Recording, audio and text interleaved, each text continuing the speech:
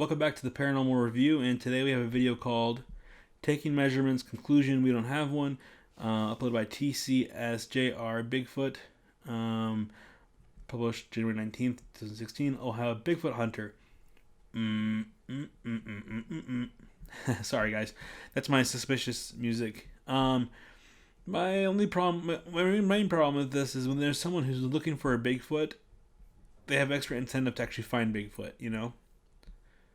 So let's just watch this video and see what happens.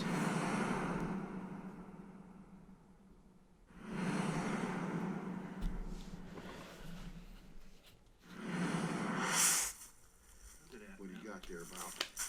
Just the tail. Well, let's not exaggerate though. That's 14 inches. That's one big, 14 and a half. That's one big galasha. Oops. All right, sorry guys. measure the width right up in there. It's one big. I meant to pause it instead of hitting that button. Okay, so why... I guess if they're out looking for Bigfoot stuff, that makes sense that they would carry around a tape measure. But to me, that's kind of suspicious, you know? 14 and a half. That's one big galasha. All right, measure the width right up in there, the real wide part. That's what I'm interested in. Yeah. 6 inches. Look at that. Now this is where I step. Look how much smaller my print is. Oh yeah. And look how much deeper this is. And this is frozen ground. Yeah. Now look at here, Rich. Bingo, man. Why do that? Look how fresh that is. Something in there to eat. Yeah. Now right here, you can see, I'm going to need a needle down here, how frozen everything is. Wherever you wander, we're going to do these footprints, okay? So let's look at these footprints, okay? So he has the Bigfoot print here, and then he has stepped here to give us a comparison in size, okay? Now, if you pay attention, when he measures this, it's 14 inches long and about 6 inches wide. Then he goes to measure this guy's foot, and it's, I can't remember how long it was this way, but then when he measures it this way, he's like, and this one's 5, and then he kind of like moves on real quickly, almost as if he was like, oh man, that isn't wide enough. You know, almost to say, well, if my foot is this wide, then the Bigfoot one should be bigger. Because you can see when he measures it, he expects it to be bigger, smaller, a lot smaller than 5 inches.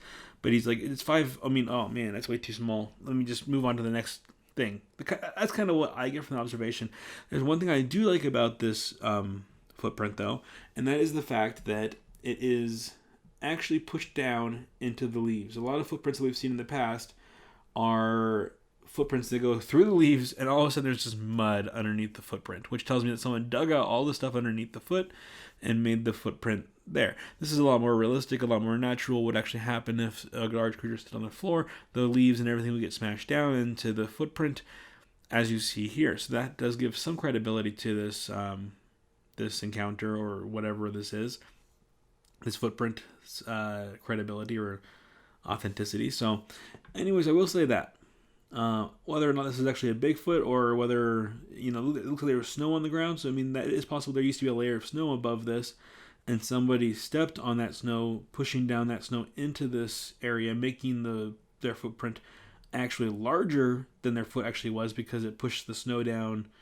as well. I don't know if that makes any sense, guys. Maybe it's a really muddy, slushy snow, and you step in it, and that snow around your foot actually pushes down, you know, because that weight spreads out across that distance a little bit more. So maybe this is just a footprint by a person that stepped down on here, and it imprinted a little bigger than it normally would have. And then the snow melted, leaving this impression. I don't know. Let's continue. Yeah. Now look at here, Rich. Bingo, man. Why do that? Look how fresh that is. Something in there to eat. Yeah. Now right here, you can see, I'm going to need a needle down here, how frozen everything is. This had to be written. Now look at it. Okay, one thing about this real quick. Look how frozen this lake or river or pond or whatever this thing is. Okay, it's frozen. But this thing, this little tiny small puddle, is not frozen. That's the only thing that makes me suspicious, because in order for this to happen, these people would have had to come upon this area right after, or soon after, you know, within a few hours of the Sasquatch or Bigfoot being there, for this part to still be liquid.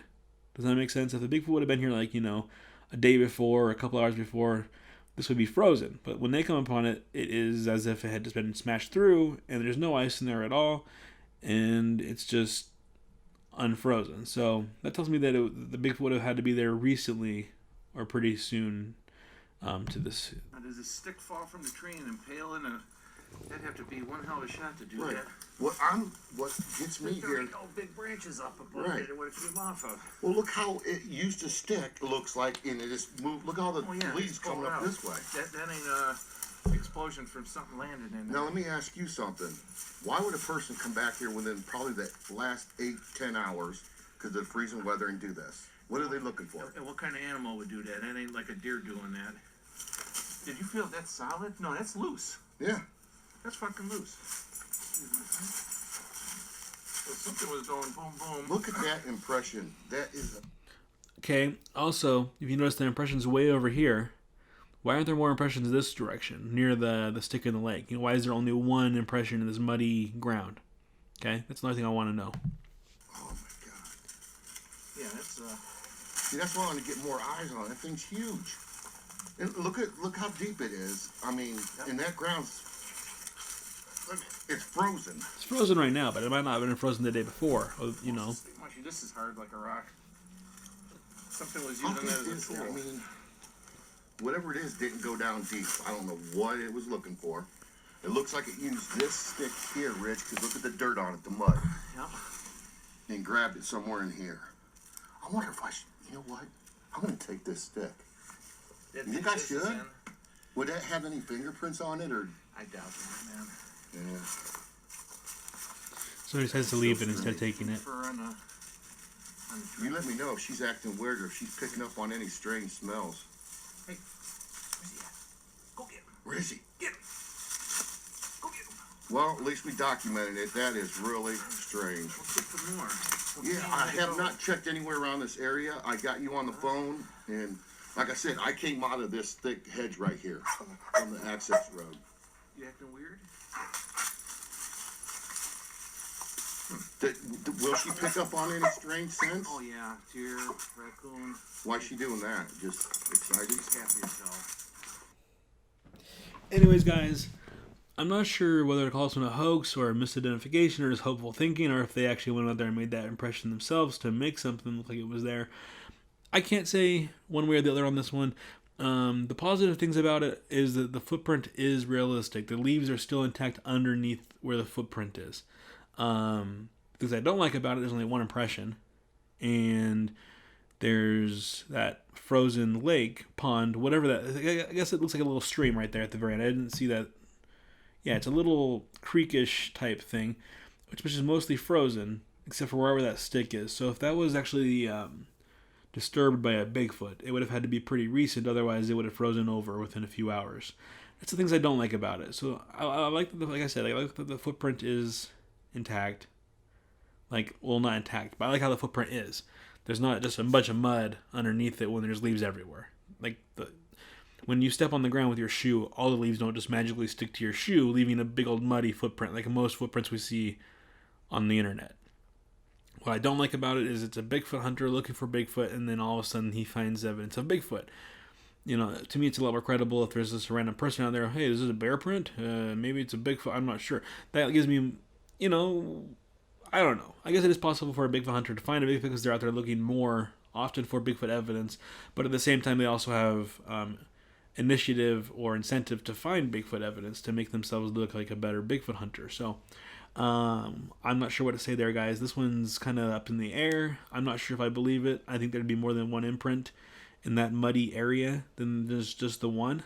But other than that, I kind of like it. So, anyways, guys, until next time, please subscribe. Leave me some comments down below. Tell me what you think, and we'll talk to you later. Bye.